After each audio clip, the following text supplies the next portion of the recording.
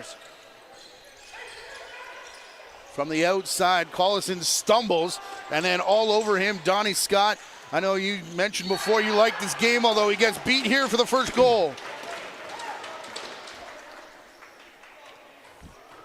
If you're a fan of Johns Hopkins lacrosse, Matty, you saw this a lot this year. When Collison can get to his left hand, you know, he's a load to deal with. You really can't do a whole lot.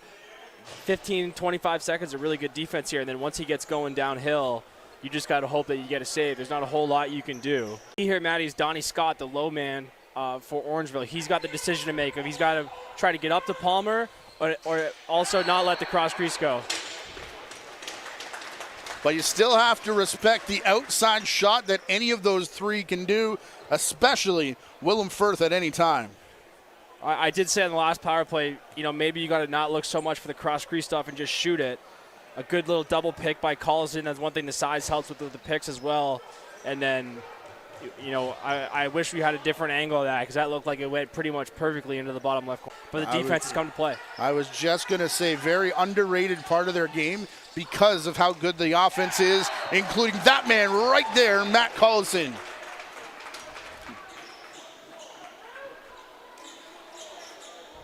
Matty, when we were talking about Collison and the different ways that you have to play him, the problem is the other guy in the two-man is the best player in the country, or you know, right there. Willem Firth, you see they get pushed down the alley, pretty good defense, and goes to that one-handed flip. And then Collison just shoots through a screen, just so powerful. You want to talk unsung players. Two guys that were on this Minto team as Collison shoots and bouncers again. Leads to plays like that in the offensive end. Yeah, spot on. As a coach, you're always preaching to your team that those little plays lead to the big plays. After you get a tough hustle play by Hewitt soaking the shot, Collison gets one on the other end, not the best shot you know he'll ever take. But again, because of that, Richard there to make the save, and he'll give it right to Sanderson, who puts it in the stick of Firth, all alone, scores. There may not be a worse player in the league to give it to wide open like that. And how many times have we seen this? We saw basically the same goal in St. Catharines. He really has a knack for pulling this off.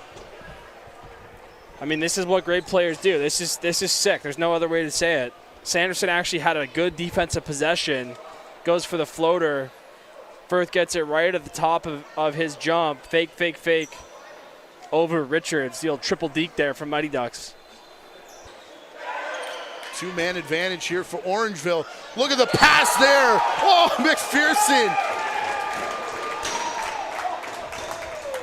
I'm saying it's on purpose, Donnie. I kind of had a feeling Firth was going to score throughout this possession. You could kind of just see him getting open here, and he's just waiting here to roll for a pass. Ends up McPherson tries to shoot it. I'm not buying what you're trying to sell me there, but Firth just rolls off so slippery. And that's what makes the great players great, Matty. They're just penalty expires on the power play for, well, I was going to say 10 seconds, but Firth makes it only a couple. And then a late takedown and another penalty coming here as Isaac Wills got sent to the floor after the goal. Like maybe a little bit of embellishment on the penalty at the end. We'll leave it at that, but just sitting back a little bit too much. And I mentioned, you know, Firth trying to be aggressive on the power play. That's that over-the-top shot he likes. That one was a little bit more of a twister, actually, and pushes it to the far side. But when he gets a good look, you know, it's going to be tough. Number of them in the settled set. Firth from the corner. Collison shoots and scores. So this is great play design by Riley O'Connor. They run this play for Firth all the time where Palmer's going to set the pick for Firth to come around it. You'll see Palmer go right through here to Collison's man. So it all looks the same until the end, sets the pick.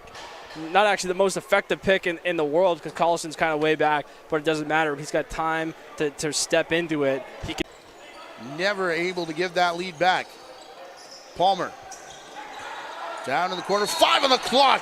The east-west passing works to perfection again. Yeah, great feed here from Booth. But this play actually starts with Wills on the backside. You're going to see him come up right here. He's going to follow Firth up, set a good hard up pick. That leaves, I think, Donnie Scott with a decision to make. Looks, not sure whether to take Wills or Firth, and then Firth just hustled down the backside.